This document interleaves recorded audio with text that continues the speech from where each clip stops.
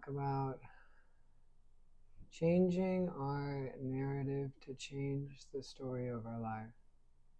And that when we're thinking about our narrative is the person who's narrating it. The person who's narrating the story of our life, which is you. And if you're the one narrating the story of your life, what kind of dialogue do you give to the events that happen to you? What kind of things do you say to yourself when you're alone? When things aren't going your way, do you take it as a moment to be hard on yourself, to beat yourself up, to be a proof of why you are unlovable, why you aren't enough? Or when things that happen that aren't how you would want them to happen, or that are creating more hardship or struggle in your life, do you take it as a moment to encourage yourself more? Say, even though this is happening, I know you're only gonna go up from here. Things can only change for the better, and I believe in you, and you are enough exactly as you are, and you deserve better circumstances, even if life is giving you this. And if we take moments in our life to be more gentle with ourselves, more kind with ourselves, more loving with ourselves, better versions of ourselves will show up in the moments, in the future moments to meet life. And as we show up as better versions of ourselves, we make better choices, we speak better words, our life flows with greater harmony and perfection, which then creates better and better versions of ourselves to then meet better and better moments and change the story and the narrative of our life. And literally, if you just change how do you talk to yourself alone, your life would slowly but surely change. Because we all are like a rainbow, or I even was thinking about it like an accordion, and we get to choose which note we are on that scale. And one part would be our attention. So maybe at the beginning of our day, we could set our intention and say, may every person I connect with today, may I radiate the greatest love, compassion, and kindness towards them. May every time something bad happens in my life, may I take it as a moment to encourage myself, to support myself, and be more with myself. And if we set positive intentions on how we'd like to meet the moments in our day, whether we know what's going to happen or not know what's going to happen, we will more likely than not meet those moments from our intention, because everything starts with our intention. And if we're not setting our intention, it doesn't mean that all the bad things are going to happen, or just because we have a negative narrative, it isn't the only reason why negative things happen. But one of the things that helps our life flow with greater perfection is the words we say to ourselves, because the words we say to ourselves call forward the versions of ourselves who can meet the moment the best. And if we're like an accordion on there's all these different notes, it's much more enjoyable to be the light, joyous notes, no matter what is happening in life, than it is to be a heavy, dark, sad note. And it's okay if we feel heavier and dark, sad, and there's going to be some days that we're going to feel that no matter what our internal narrative is. But as we talk more kind and encouraging and gentle with ourselves, we will have more joyous days, and will become more of the light and joyous note that really everyone wants to be. Everyone says, I want to be happy. I want to be in love with my life. I want to be in passion. Everyone desires that, at least the people that I know. And the more we are kind to ourselves, the more we are caring to ourselves, the more we're going to be kind and caring to others, and the more we'll attract people who can be more kind and caring to us, because our energy field has a certain level of resonance or attraction. And and the more we can be loving and kind and gentle with ourselves, the more our energy field will radiate that, and people will see that in our field, not knowing that that's what they're seeing, and go, I'm attracted to that person. And they're attracted to that person or they're attracted to you because they can feel that person is someone who's matching my level of kindness, care, and gentleness. And so I'm going to go and get to know them. And as I get to know them, I realize why I was attracted to them. I realized why I desired to get to know them, because I subconsciously or unconsciously knew that what I was feeling in their field, or when I looked at them, I saw an attraction, but really what I was recognizing was their light. And we all get to have a choice of how much light is in our field, what frequencies are in our light, what we'd like to anchor more for the world. And what we anchor more for the world is then what is attracted to us. And one of the ways to anchor a positive frequency within your field that will attract others, that will be able to meet you with that same level of love, kindness, gentleness, is just to be more kind, loving, and gentle with yourself.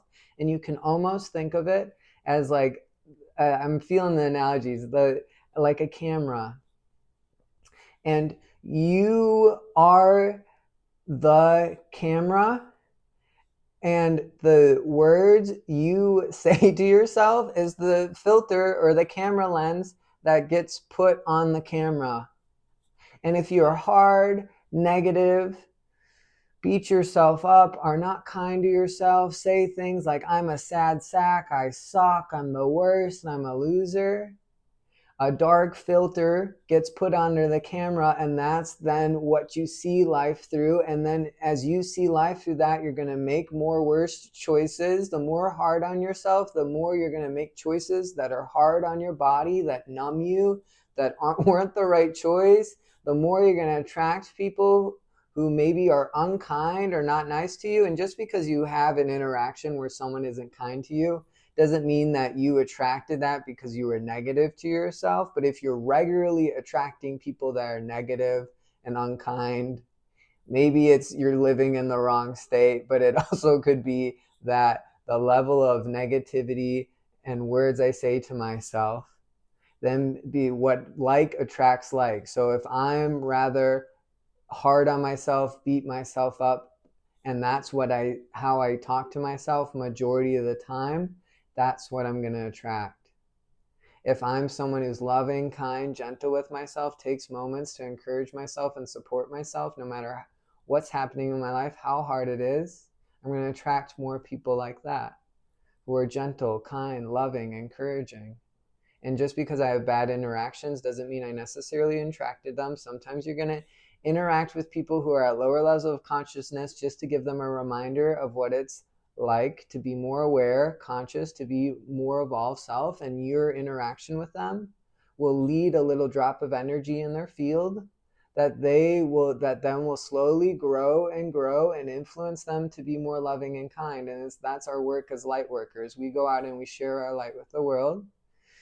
And we're little rays of sunshine that go and touch everyone, no matter how grumpy they are. We ask someone how their day is, and they go, awful, and I feel like crap. When we go, well, I know from here it could only be a more beautiful day if that's where you're at in this moment. And if we say that to people, they feel a little bit more glimmer of hope, and that little glimmer of hope touches their heart, makes them a little bit more softer, and over days, months, years, it slowly grows like a plant peeking through the cement. And so we are meant to be around all different types of people. It's not about just being around people who are kind and gentle. You know, you can look at friends in your life as some friends are going to meet me how I want to be met. Some friends I'm going to enjoy spending time with, but maybe they have habits that aren't the best, but they're still people that I enjoy connecting with, that are kind, that are loving, that are supportive to me. And those are people that I spend time with, one, because I still like connecting with them. It's not the people I maybe hang out with the most, but they're people that I see every now and then. And when I see them, my level of empowerment and freedom gives them a greater reminder of their empowerment and freedom. It's the same reason why maybe our family isn't the most conscious, but as long as they're not actively trying to hurt us or being actively abusive towards us every day, We can go visit them for the holidays, because our little glimmers of sunshine and love and light will touch their hearts, and it will slowly change them by us just going and spending a little time with them. And it doesn't mean we need to see, we all to be discerning of how much or how little we give of people, but just because someone's not meeting your level of consciousness doesn't mean that you can't hang out with them, even if they have a bad habit or two. As long as they're kind, loving, respectful, and people you enjoy spending time with, they can be at whatever level of consciousness. And you're spending time with them as service. And that's how I see it in my life. Some friends are friends that I spend and I enjoy connecting with, but I see it a little bit more as me, my light, serving them. And some friends are just mutual. They meet me on a really deep level, and it's beautiful every time I hang out with. And those are the people I hang out more often with, and the people who I feel like a service less often with. And so we all have to be discerning. And I heard Matt Kahn teach this, of like, there's people that are a yes, which are the people you'll spend the most time with. There are people that are a sometimes, which are the people who maybe, they're still working through patterns. They're still finding their gentleness or softness, or maybe they're a little more negative, but overall they're enjoyable to hang and see with every now and then, or every week or 2 weeks, like every couple of weeks. And then there's people that are no, which are the people who, when I hang out with them, it feels like I'm just giving them attention, but I'm not really interested or curious in them. And the people that are no, the people we don't have to see. The people that are sometimes are the people that we see every now and then. And the people that are yeses are the people we see the most regularly. But going back to the camera lens, the more we're kind and gentle to ourselves, the more we are going to put on the bright camera lens onto that camera, and the more we will see life from a more hopeful perspective. And if we just feel better about ourselves, if we stay kinder and gentler and encourage ourselves more and are more with ourselves and say, no matter what's happening, buddy, I got you. I'm here with you. I love you. I support you. You can do this. I believe in you. You are enough. The more we can support ourselves like that, no matter what is happening in our life, the better we are going to feel. And if we feel better more often, we are going to make better choices, because like attracts like. And if you feel good, you're going to make choices that feel good. And as you make choices that feel good, your life then becomes a life that radiates out more and more good. And it literally will change the story of your life just by changing your narrative. And you can even think about, what is my narrative about life? Do I believe life is out to get me? Do I believe things always happen because of my past life or simultaneous lives, and that I must have been awful people in my simultaneous lives to manifest this life? Do I constantly focus on what's not in my life? The partner I don't have, the job I don't have, the money I don't have, or whatever it is for you? Do I constantly complain and focus on what's wrong with people, which would be the same pattern I focus on with myself when I'm alone?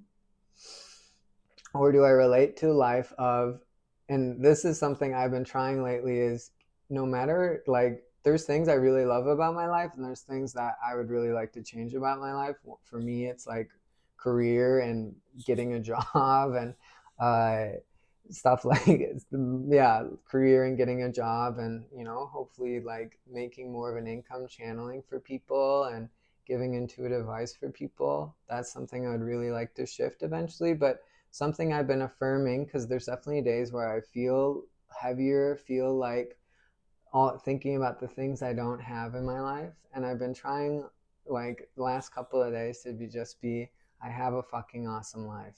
And the more I affirm I have a fucking awesome life, the more life is going to reflect that to me, because like attracts like. And if you call something out within you, if you say more often that you're beautiful, that you're amazing, that anyone would be lucky to spend time with you, the more and more that version of you that was waiting in the background will step more into the forefront of your body and start to speak through you and make choices through you. And it's the same with intentions. The more I tend to have a joyous day, the more my day will be joyous.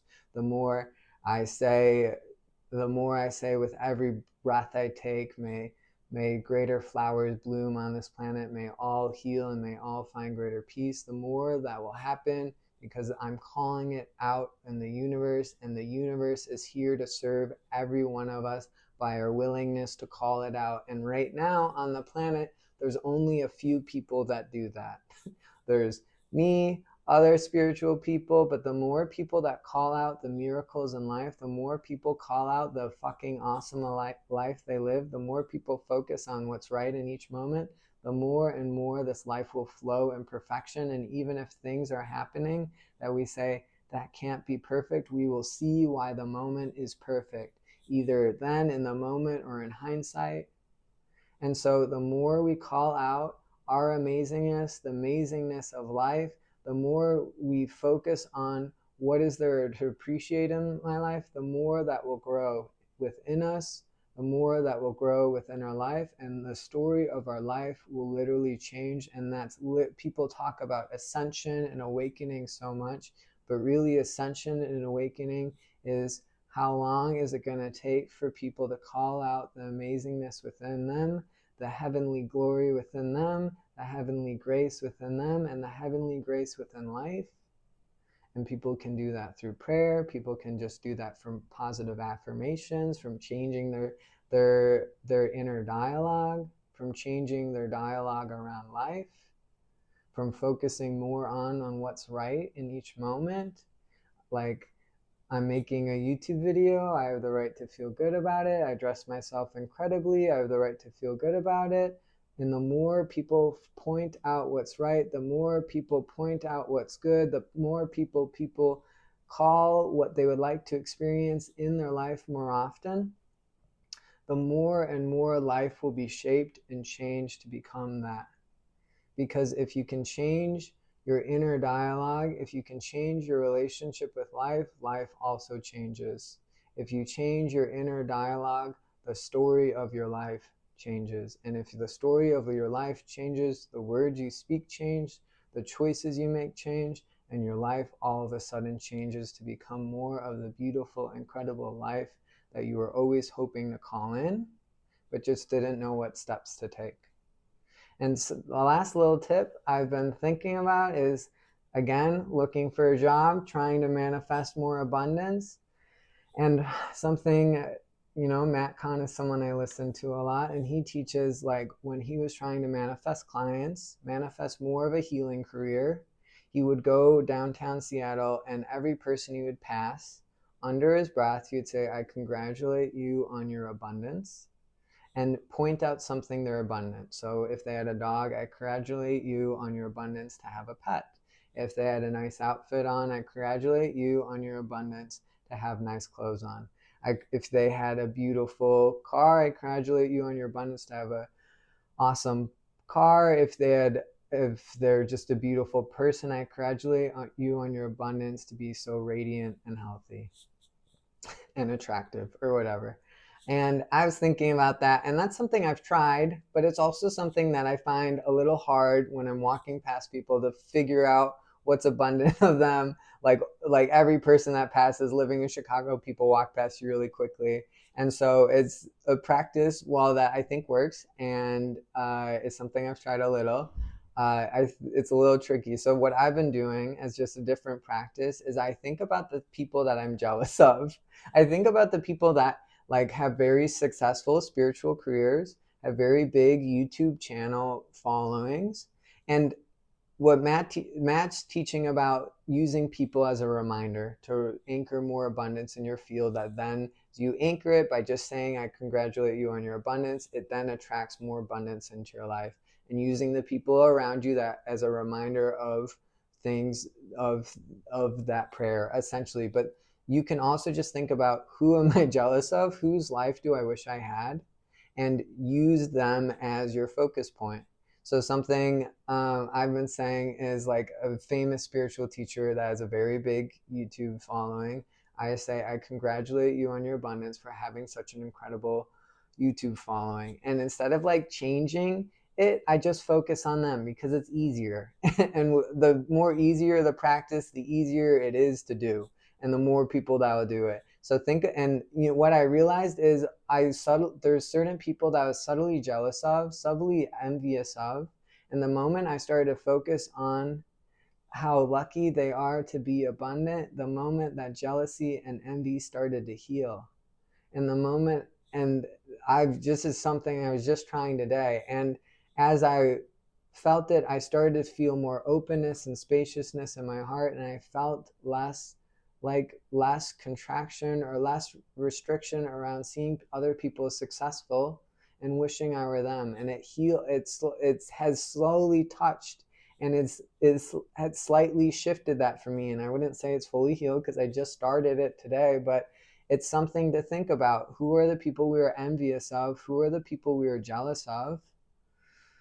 And can we congratulate them on their abundance rather than thinking of how envious or jealous we are and then thinking about how little we have? And the more and you can switch when you get bored of one person and go to the next person. Someone has a really high paying job that you're jealous of. I congratulate you on your abundance to have a really high paying job. Someone gets to work with a bunch of clients and you're still working to manifest more clients. I congratulate you on your abundance to work with so many clients. And we can just use people as focus points and focus on them for as long as we want, while we're walking on the street, while we're doing the dishes, while we're going riding the train. And when we get sick of focusing on one person, we can just focus on the next person that we're envious of or jealous of, or just think about who, if maybe you don't necessarily feel envious or jealous, but who has something that you would like that isn't in your life yet. And can you say, I congratulate as your abundance, one, to congratulate them on how successful they are, and two, heal any part of you that wishes life was different than how it was. Because if we focus on what's good in other people's lives, we will be reminded of what's good in our life. And the more we say, I congratulate on your abundance, the more we're anchoring a frequency of abundance within our energy field that then attracts more abundance, more of the things we desire into our life. So thank you for listening, and I hope that was helpful, and I'm grateful for your attention and your interest, and I love you all. Bye.